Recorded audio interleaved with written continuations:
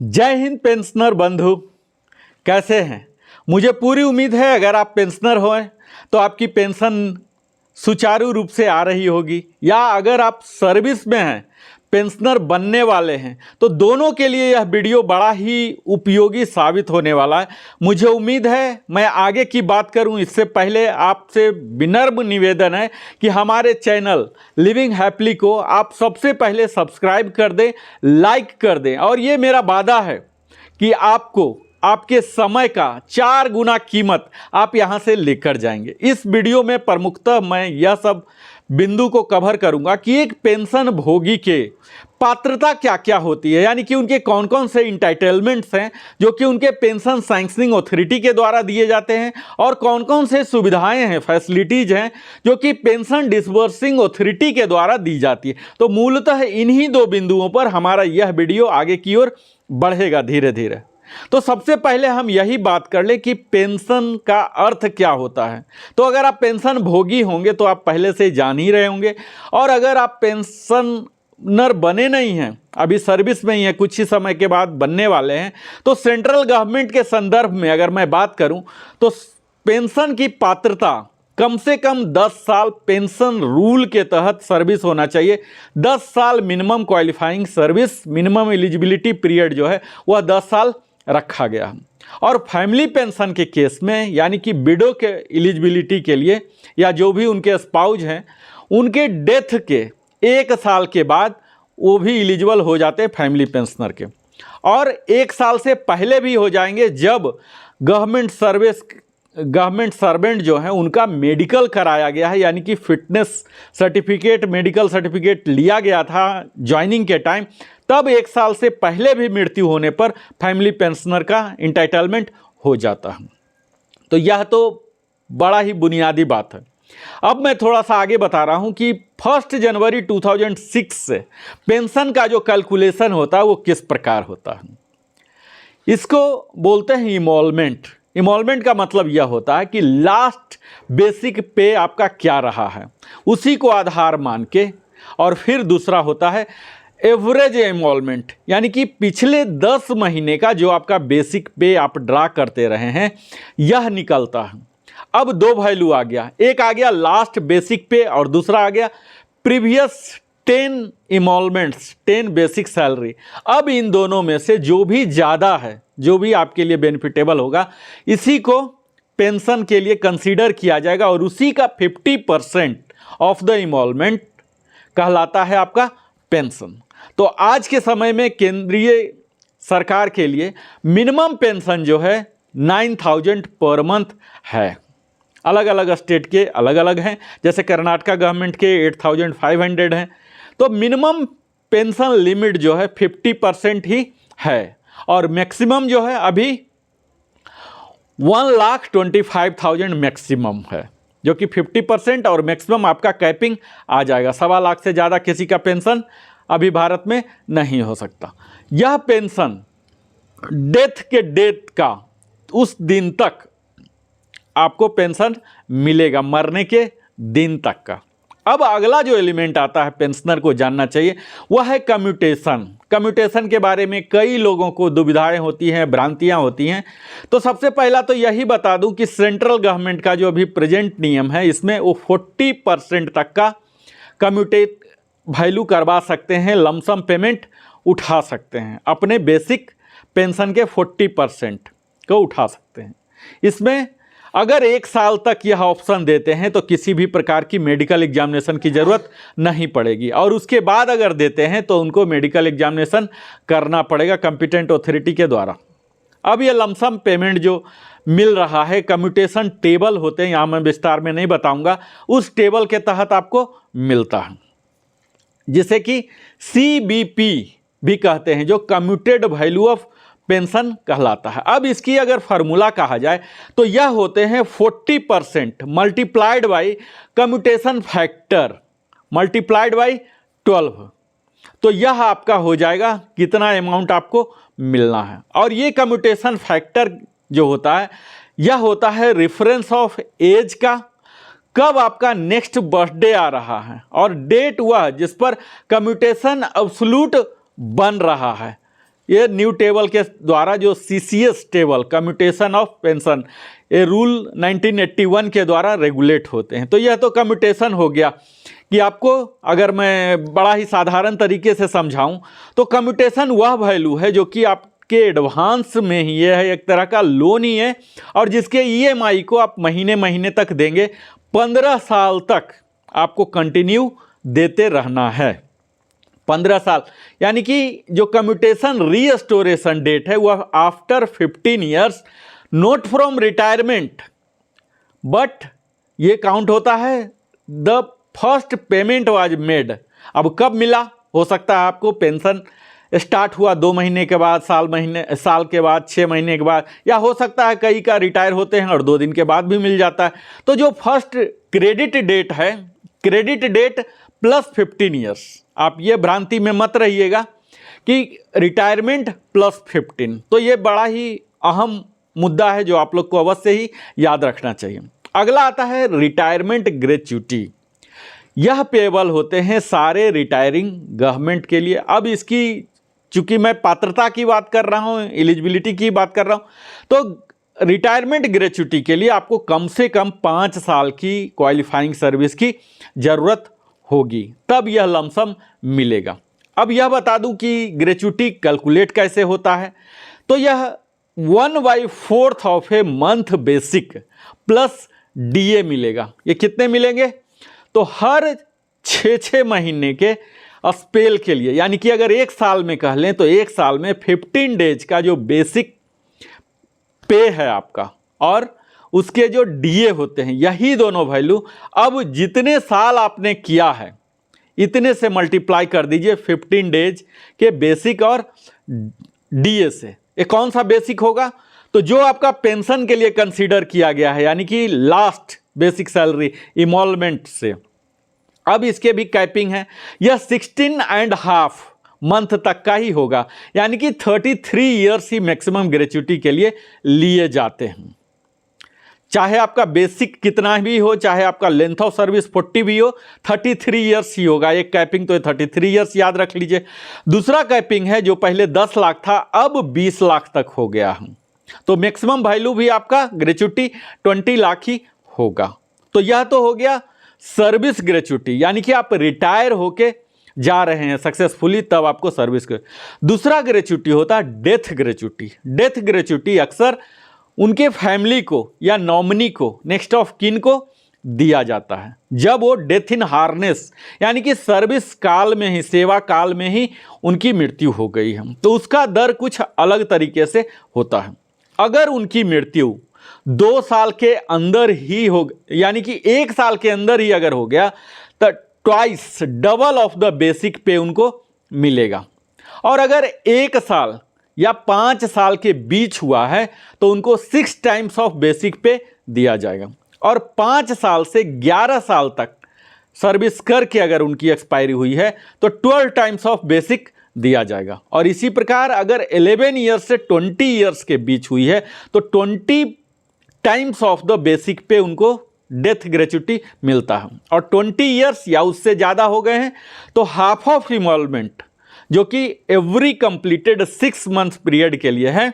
और यहाँ भी कैपिंग फिर 33 ईयर्स का आ जाएगा। यहाँ भी कैपिंग लगता है 20 लाख का आता है, जो कि 1 जनवरी 2016 से यह रूल आया है, तब से यह लागू हो रहा है। दूसरा होता है सर्विस ग्रेच्युटी। सर्विस ग्रेच्युटी क्या है, तो यह 10 साल जो सर्विस कर लेंगे उनको सर्विस ग्रेच्युटी के लिए एलिजिबिलिटी हो जाता है। कई लोग होते हैं जो 10 साल, मैंने बताया कि पेंशन स्टार्ट करने के लिए, लेकिन कुछ लोग 10 साल से पहले ही चले गए, तब भी उनको यह सर्विस ग्रेच्युटी मिलेगा उसके हिसाब से। उसका क्या हिसाब है, तो यह जो एडमिजिबल अमाउंट है, हाफ मंथ का बेसिक पे और उस पर DA मिलेगा हर 6 महीने के हिसाब से। यानी कि 1 साल के लिए 1 महीने का ग्रेच्युटी मिलेगा अगर वो 10 से पहले चले गए, ये लमसम उनको मिल जाएगा। इसके साथ ही जब हम रिटायर होते हैं तो हमें लीव इनकैशमेंट भी मिलता है, जो कि आप जानते होंगे CCS लीव रूल है। तो ये मैक्सिमम अभी 300 डेज तक का आप इनकैशमेंट ऑफ लीव ले सकते हैं, जो कि आपके लास्ट बेसिक डीए ये सब कैलकुलेट करके आपको दे दिया जाता है, जो कि पेंशन का हिस्सा नहीं कहलाता है। यह आपको डायरेक्ट ही उस डिपार्टमेंट के द्वारा ही आपके उस अकाउंट में क्रेडिट कर दिया जाता है। इसके साथ ही अलग अलग गवर्नमेंट का, सेंट्रल गवर्नमेंट का जैसे एम्प्लॉय ग्रुप इंश्योरेंस स्कीम होते हैं, हर डिपार्टमेंट का अपना कुछ न कुछ ग्रुप इंश्योरेंस स्कीम होते हैं जिसके आप सब्सक्राइबर होते हैं, और उसके जो सर्वाइवल बेनिफिट है ये भी आपको दिया जाता है। इसके साथ ही अगर डेथ इन हार्नेस हो गया तो जिस अमाउंट के लिए सब्सक्राइब किया जा रहा था तो यह इंश्योर्ड अमाउंट भी उनको, नॉमिनी को मिलेगा। इसके साथ ही एक और भी क्लाउज आता है, उसको बोलते हैं एनडीसी, यानी कि नो डिमांड सर्टिफिकेट। कई लोगों को क्वार्टर होल्ड करते हैं, उसे बोलते हैं लाइसेंस फी। अपने सर्विस छोड़ दिए उसके बाद भी वही क्वार्टर में रह रहे हैं, उनको ग्रिप में रखने के लिए गवर्नमेंट ने इस तरह से बनाया है, एनडीसी देता है। जब एनडीसी मिलेगा तो इसके लिए 10% of the gratuity value hold कर दिया जाता है, जो कि 6 मंथ्स के बाद दिए जाते हैं। जब वो डिपार्टमेंट में एनडीसी देंगे तब वो पीडीए को लेटर देते हैं कि now you release it. Otherwise अगर 6 महीने के अंदर नहीं देते हैं तो पीडीए ऑटोमेटिक रिलीज कर देगी, और उससे पहले दे देते हैं तो ले जाके पीडीए में देते हैं, बैंक को देते हैं और वो रिलीज कर देता। तो इस तरह से ये सब हुआ। इसके साथ ही जनरल प्रोविडेंट फंड होते हैं, ये तो आप सब जानते ही होंगे कि जो भी अमाउंट आप प्रोविडेंट फंड में जमा किए हैं इसका फाइनल सेटलमेंट करके आपको दे दिया जाएगा। तो ये सब अभी तक मैं बुनियादी बात जो कर रहा था ये आपकी अधिकार की, इंटाइटलमेंट की, पात्रता की बात किया जा रहा था, जो कि प्रमुखतः पीएसए, पेंशन सैंक्शनिंग अथॉरिटी के द्वारा जो दिए गए हैं। अब मैं बात करता हूं पीडीए के द्वारा क्या क्या फैसिलिटी दिया जा रहा है, क्योंकि पीडीए का रोल फैसिलिटेशन है, आपको क्रेडिट देने का एक फैसिलिटी दे रहे हैं वो। तो ये क्या क्या आपको फैसिलिटी देंगे, उसके लिए आपको क्या क्या करना है। तो सबसे पहले अगर आप पेंशनर बन चुके हैं तो आपको सबसे पहला यही काम है, जिस महीने भी पहला पेंशन क्रेडिट अगर हो चुका है ऊपर के सब बताए हुए के मुताबिक, आप जाकर ब्रांच में जहाँ कहीं से भी आप ले रहे हैं, चाहे आपके ब्रांच हो, पोस्ट ऑफिस हो, ट्रेजरी हो, डीपीडी हो, जहाँ भी हो, आप पेंशन स्लिप मांगिए। आप हर महीने पेंशन स्लिप लेने के लिए अधिकारी हैं, इंटाइटल्ड हैं, आपकी पात्रता बनती है। आप बाएं हाथ में अपना पीपीओ, ओरिजिनल पीपीओ या रिवीजन ऑर्डर पीपीओ जो भी है वो रखिए बाएं में, और दाएं में पेंशन स्लिप रखिए। इसके सारे पर्सनल डिटेल को आप मैच कीजिए, जिसमें आपका स्वयं का नाम हो सकता है, आधार कार्ड, पैन कार्ड, एड्रेस जो आप चाहते हैं। उसके बाद आप अपने स्पाउज का देख लीजिए उनका नाम शुद्ध है कि नहीं, जो आपने पीपीओ में दिया है आधार कार्ड पैन कार्ड से मैच हो रहा कि नहीं, उसके साथ ही आधार कार्ड पैन कार्ड उनका है, डेट ऑफ बर्थ सब मैच हो रहा कि नहीं। उसके बाद फाइनेंशियल डिटेल्स को देखिए कि आपके पीपीओ में जो भी नोटिफाइड है जितना अमाउंट वही अमाउंट है या कम है या ज़्यादा है। उसके बाद कम्यूटेशन देखिए कि कम्यूटेशन अगर पहला है तो कम्यूटेशन की पेमेंट की भी उसमें होगी, और कब खत्म होगा कम्यूटेशन, रीस्टोरेशन डेट भी उसमें लिखा रहता। इसके साथ ही फर्स्ट पेंशन स्लिप में आपके ग्रेच्युटी पेमेंट का भी डिटेल रहेगा। आप यह भी देख लीजिए कि पेंशन स्लिप में कितना ग्रेच्युटी पेमेंट हुआ है और पीपीओ में कितना है। तो यह सब काम आपके फर्स्ट पेंशन स्लिप में आपको अवश्य ही पेंशनर बनते ही टैली अवश्य कर लेना चाहिए। और अगर आपने फर्स्ट में नहीं किया कोई बात नहीं, यह अभी भी किया जा सकता है। जब भी रिटायर हुए उस महीने का पेंशन स्लिप अभी भी मांगा जा सकता है, स्टेटमेंट मांगा जा सकता है, कितना पेमेंट हुआ, कितना आपको चाहिए था, ये सब टैली है कि नहीं, यह आप एक जिम्मेवार पेंशनर के होने के नाते आपको अवश्य ही कर लेना चाहिए। अब मैं बात कर रहा हूं बार बार पेंशन स्लिप, आप समझ ही पाए होंगे जो अभी तक पेंशन स्लिप का नाम नहीं सुने तो आप समझ गए हों कि पेंशन स्लिप वह एक दस्तावेज है, डॉक्यूमेंट है, जिसमें कि आपके पीपीओ के द्वारा जो भी डाटा इंटर किया गया उनके डाटाबेस में उसका एक मिरर व्यू है। तो अगर इमेज सही है यानी कि आपका पीपीओ से सही डाटा कैप्चर किया गया है पीडीए के द्वारा, तो आपका मिरर व्यू यानी कि पेंशन स्लिप में भी बिल्कुल सही आना चाहिए। तो आप यह सुनिश्चित कर लीजिए कि पेंशन स्लिप यानी कि इमेज और मिरर व्यू बिल्कुल दोनों रिप्लिका है।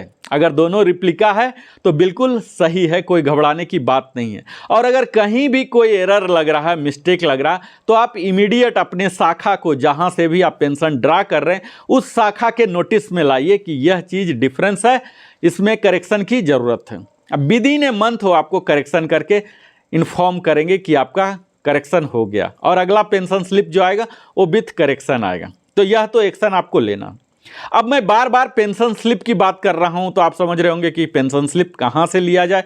तो पेंशन स्लिप कहां से लिया जाए, इसका बड़ा ही सरलतम तरीका है कि आप अपना ईमेल रजिस्टर कर दीजिए, अकाउंट के साथ भी और पेंशन अकाउंट के साथ भी। दोनों अलग अलग चीज़ है, मैं बार बार बोल रहा हूं। आपका एसबी अकाउंट अलग है, जहां की पेंशन से कोई मतलब नहीं है, पेंशन सिर्फ क्रेडिट हो रहा, आपके सारे ट्रांजैक्शन, क्रेडिट डेबिट जो भी ट्रांजैक्शन, उसको रिफ्लेक्ट करने के लिए, उसके हाउसकीपिंग के लिए वो एसबी अकाउंट है।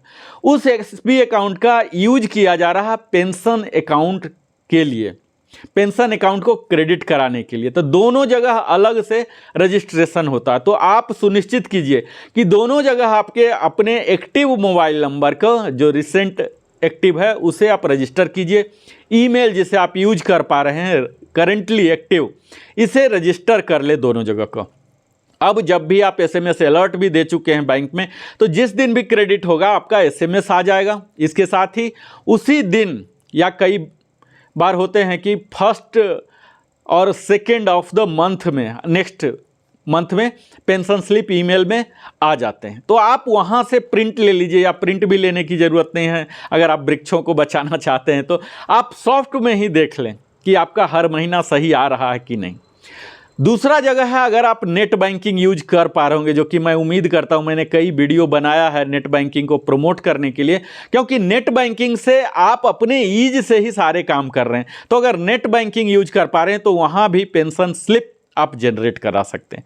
तीसरा जगह होता है कि पेंशन सेवा पोर्टल, अधिकतम जो पीडीए हैं वो अपने चलाते हैं, वहाँ पर रजिस्टर कर लीजिए। वहाँ पर ना कि आपको पेंशन स्लिप मिलेगा, बजाय कि सारे ट्रांजैक्शन, हर तरह के जो भी आपको पेंशन से रिलेटेड है, जब से पेंशन स्टार्ट हुआ तब से आपके पेंशन स्लिप, कोई भी एरियर मिला है, कोई टीडीएस कटा है, सारी तमाम जानकारियाँ, आपके स्पाउस की डिटेल, सब कुछ वहाँ शुद्ध मिल जाते हैं। इसके साथ ही गवर्नमेंट के एजेंसी, जहां जैसे सेंट्रल गवर्नमेंट सीपीएओ से लेते हैं, स्टेट गवर्नमेंट अलग अलग स्टेट के उनके पोर्टल चलते हैं, डिफेंस के पीसीडीए के हैं, सीजीडीए के पोर्टल हैं, इस तरह से अलग अलग जो पीएसए हैं ये भी पोर्टल प्रोवाइड करते हैं। तो वहाँ भी आप रजिस्टर करके आप अपना पेंशन पोर्टल और पेंशन की जानकारियाँ देख सकते हैं। और अंत में जब ये सब आप नहीं कर पा रहे, तब आप अपनी पेंशन पेइंग जो ब्रांच है उस शाखा को जाइए और वहाँ पर उनसे पेंशन स्लिप रिक्वेस्ट कीजिए, उस महीने का या पहला या जब भी चाहिए, और वहाँ जाकर आप सारे कुछ टैली कर लीजिए। तो यह तो सारी कहानी है पेंशन स्लिप के इर्द गिर्द। अब आप समझ ही पाए होंगे कि पेंशन स्लिप कितना महत्वपूर्ण आपके लिए है, क्योंकि यहाँ न कि आपके पर्सनल डाटा, आपके फाइनेंशियल डाटा भी यहीं पर हैं। और कम्यूटेशन रीस्टोरेशन, जो कि 15 ईयर्स होंगे बाद, आपके फैमिली को कितना पेंशन इंटाइटल्ड होगा, उनका, अगर फैमिली पेंशन के केस की बात करूं तो उनका इन्हेंस रेट कब तक चलेगा, ऑर्डिनरी रेट कब तक चलेगा। कई फैमिली पेंशनर को यह मालूम ही नहीं होता, सडन जब इन्हेंस रेट से ऑर्डिनरी रेट आ जाता है उन्हें बड़ा शौक लग जाता है कि हमारा पेंशन इतना घट क्यों गया, उनका सारा बजट फेल होने लग जाता है। तो वो पेंशन स्लिप में देख लें, यह सब रिफ्लेक्टेड होते हैं। तो पेंशन स्लिप बड़ा ही महत्वपूर्ण डॉक्यूमेंट है। अब आगे बता दूं कि आपकी जो, चूंकि मैं फैसिलिटी की बात कर रहा हूं, तो आप इंटाइटल हैं जब कभी भी किसी प्रकार का एरियर क्रेडिट हो रहा है या किसी प्रकार का डेबिट किया गया है, कोई इरोनियस एंट्री हो गया, वो डेबिट किए हैं, उसके डिटेल आपको मिलना चाहिए। वो एरियर डिटेल्स हो सकते हैं जैसे वो आरओपी के थे, या कई तरह के सर्कुलर आते रहते हैं, 7CPC हो गए इस तरह से, या डीए की ही एरियर हो गई। तो ये सब की ब्रेकडाउन आपको दिया जाएगा। इसके साथ ही आप उस डिटेल को मांग सकते हैं, ताकि आपको जब टैक्स भरते हैं, टैक्स भरने के टाइम भी ज़रूरत पड़ेगा इस एरियर डिटेल का। इसके साथ ही आप टीडीएस डिटेल जो कि आपको पीडीए देंगे, इसके साथ ही फॉर्म 10 या फॉर्म 16 भी जो चाहिए यह आपको बैंक में भी मिलेगा और सेवा पोर्टल से भी जनरेट कर सकते हैं। तो और इसके साथ ही मैं बता दूं कि आप जिस किसी भी डिपार्टमेंट से हैं, आप जिस बैंक से ले रहे हैं, जिस पीडीए से ले रहे हैं, वहां जाकर पता कीजिए कि आप पैकेज सिस्टम हैं। ऑलमोस्ट सारे बैंक ने पैकेज सिस्टम रखा है, अलग अलग डिफेंस का पैकेज, पारामिलिट्री का पैकेज, रेलवे का पैकेज। उस पैकेज में आपको कई सुविधाएं मिलती हैं। तो आप यह भी सुनिश्चित कर लें कि हमारा जो एसबी अकाउंट है उस पैकेज अकाउंट के तहत है कि नहीं। दूसरा, अगर आपके डिपार्टमेंट जैसे सेंट्रल गवर्नमेंट, डिफेंस गवर्नमेंट, ये सब परमिट करती है जॉइंट अकाउंट होने के लिए, तो यहाँ आइदर और सर्वाइवर करके आपने बैंक में मैंडेट दिया है कि नहीं, यह भी चेक कर लीजिए। अगर नहीं है तो आप कर लीजिए। कुछ गवर्नमेंट जैसे सेंट्रल स्टेट गवर्नमेंट है, ये लोग सिंगल अकाउंट ही चाहते हैं। तो यह तो हो गई आपकी पेंशन की, जो कि पेंशन स्लिप के इर्द गिर्द है। अब मैं बात करता हूं कि जब तक पेंशनर हैं तब तक उनका दायित्व तो यह भी है कि अगर उनके डिमिस के कारण जो कि क्या हो जाएगा, फैमिली पेंशनर को फ्लॉलेस, सुचारू रूप से, बड़े ही आसानी ढंग से उनका पेंशन प्रारंभ हो जाए। तो इसके लिए होमवर्क तो पीपीओ में ही उनका नाम नोटिफाई हो गया है या नहीं, यह आप सुनिश्चित कर लीजिए। अगर नहीं नोटिफाइड है तो आप नोटिफाई करवा लीजिए। आप रिकॉर्ड ऑफिस के थ्रू जो भी उनको डॉक्यूमेंट चाहिए वो कर लीजिए और पीएसए से नोटिफाई करवा लीजिए। सही नाम हो, और अगर पहले से नोटिफाइड है, जनरली दक्षिण भारत में यह पाया जाता है कि उनकी पत्नियों का नाम शादी के बाद बदल जाता है, क्योंकि पहले शादी से पहले उनके पिताजी और उनके ग्राम मायके का नाम होते हैं और शादी के बाद उनके पति का और पति के गांव का नाम आ जाता है। तो नाम में ड्रास्टिक चेंज हो जाते हैं दक्षिण भारत में। तो इस नाम को आप जरूर चेक कर लें कि आपके पीपीओ में क्या दर्ज है और आधार कार्ड पैन कार्ड में क्या है। ये तीनों सेम होना चाहिए। या तो आप पीपीओ चेंज करवा लें या आधार कार्ड पैन कार्ड चेंज करवा लें। तो यह पति की जिम्मेवारी है कि अपने जीते जी यह अलाइन करवा लें ताकि उन्हें पेंशन मिलने में कोई कठिनाई ना हो। तो सबसे पहला तो यही हुआ कि आप ये देख लीजिए। दूसरा, ज्वाइंट अकाउंट करवा लीजिए। ज्वाइंट अकाउंट में अपनी पत्नी को रखिए और ज्वाइंट अकाउंट में भी उनके सिफ को भी, जो कस्टमर इंफॉर्मेशन फाइल है, उसे भी केवाईसी करवा लीजिए ताकि उस समय जरूरत ना पड़े। यानी कि उस सिफ में भी आधार कार्ड पैन कार्ड देके उसे केवाईसी कंप्लाइंट अभी से ही करवा के रख लीजिए। तो यह तो हो गया एक तैयारी कि फैमिली पेंशनर को कैसे दिया जाए। अब यहाँ बात करता हूँ कि सेकेंडरी फैमिली पेंशन। अब सेकेंडरी फैमिली पेंशन क्या होता है? कई बार ऐसे होते हैं कि पेंशनर गुजर गए, अब उनके बाद उनके जो फैमिली पेंशनर थे, स्पाउस जो नॉमिनी थे, ये भी गुजर गए। तो अब क्या होगा, उनके घर में कैसे काम चलेगा? आजीविका अर्जन करने वाले कोई बचे नहीं। तो इसके लिए भारत सरकार ने और केंद्र सरकार ने और कई राज्य सरकारों ने भी इस तरह से प्रोविज़न किया है, प्रावधान बनाया है सेकेंडरी पेंशन के लिए, जिसके लिए एलिजिबल हैं अनमैरिड डॉटर। यानी कि अगर वो एक्सपायर हो गए हैं, जो कि कई जगह हैं, डिफेंस में भी हैं, स्टेट में भी हैं, सेंटर में भी हैं, तब उनके दोनों एक्सपायर हो गए, यानी कि पेंशनर भी और फैमिली पेंशनर भी, तब अनमैरिड डॉटर को मिलेगा। कब तक मिलेगा? जब तक कि वो अनमैरिड रहें तब तक उन्हें मिलता रहेगा। दूसरा है डाइवोर्स डॉटर को मिलेगा। कब तक मिलेगा? तो जब तक उनकी फाइनेंशियल कंडीशन का जो रिपोर्ट है वह देना है उनको, कि अभी जो चल रहा है 9,000 प्लस डीए, उससे कम जब तक रहेगा तो डाइवोर्स डॉटर को भी मिलते रहेगा।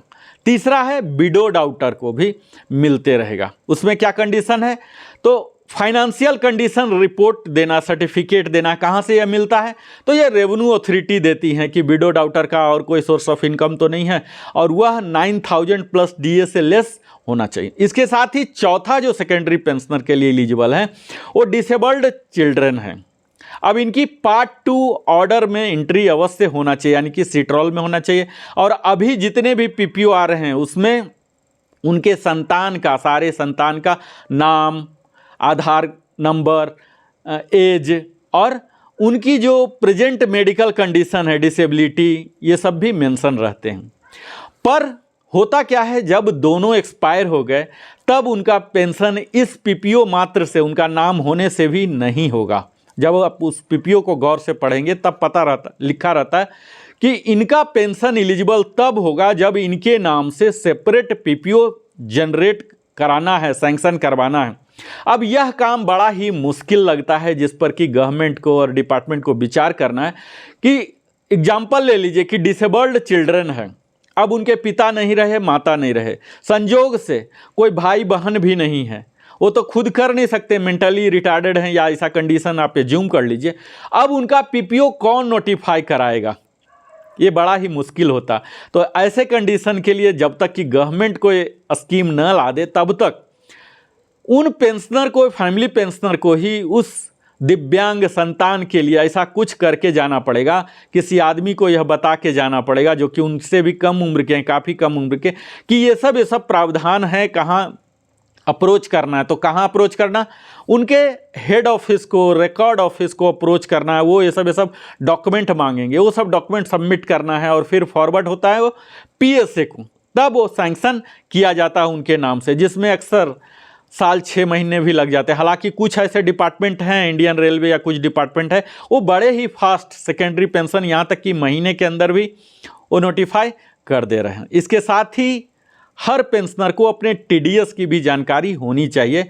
अगर वो टैक्स के ब्रैकेट में नहीं आते हैं या कहीं इन्वेस्टमेंट डिक्लेरेशन कर रहे हैं तो 1.5 लाख तक का वो रिबेट टीडीएस में ले सकते हैं। इसके लिए उन्हें इन्वेस्टमेंट डिक्लेरेशन अपने शाखा में जाके जमा करना होता है, और जो बुजुर्ग हैं तो अपने हिसाब से दे सकते हैं। पेंशन की बात चली है तो एक बात और मैं बता दूं, 2013 से पहले तक डुअल फैमिली पेंशन नहीं मिलता था। डुअल फैमिली पेंशन क्या होता है, कई लोग डिफेंस सर्विसेज में थे, वहाँ से वॉलंटियर रिटायरमेंट लेके, डिस्चार्ज लेके किसी और डिपार्टमेंट में गया तो वहाँ भी पेंशन मिल रहा था। तो जब तक वो जीवित थे तब तक तो दोनों जगह से पेंशन मिल रहा था, लेकिन जब एक्सपायर हुए तो एक ही जगह से मिलता था, कहीं एक जगह से ही फैमिली पेंशन को मिलना था। लेकिन 2013 के बाद रूल चेंज हुआ, अब उन स्पाउज को दोनों जगह से फैमिली पेंशन मिल सकता है, जो कि एमओडी ने चेंज किया। इसके लिए पीसीडीए का सर्कुलर भी है 504,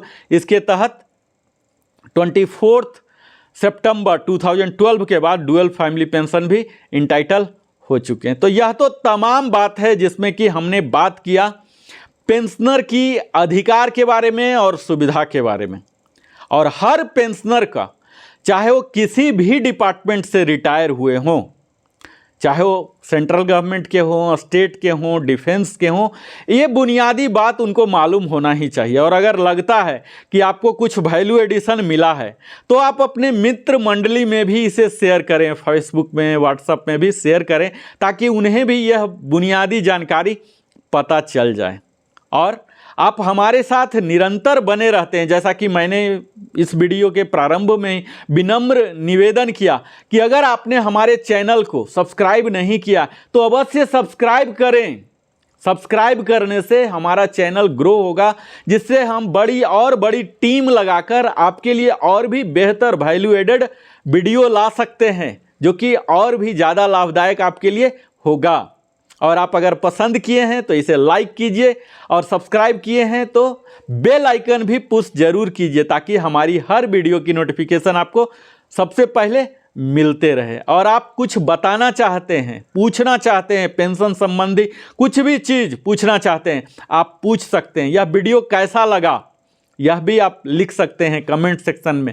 मैंने इस वीडियो को काफ़ी इंगेजिंग तरीके से बनाया ताकि आपको यह महसूस हो कि आपका यह छोटा मित्र आपसे बात कर रहा है, कुछ समझा नहीं रहा। इसे मैंने काफ़ी इंगेजिंग तरीके से बनाया। बहुत बहुत धन्यवाद, क्योंकि आप अपने जीवन का एक बहुमूल्य समय हमारे साथ देते हैं। इसीलिए हमारे लिए भी जिम्मेवारी हो जाती है बेहतर से बेहतर, जैसा कि मैंने शुरू में ही वादा किया कि आपके समय के कई गुना वैल्यू का मैं आपको दूंगा, जहां कि आपको बहुत ही मिला होगा। बहुत बहुत धन्यवाद हमारे साथ बने रहने के लिए। Narendra Kumar, wellness consultant, entrepreneur trainer के साथ बने रहने के लिए। फिर मिलते हैं अगले वीडियो में।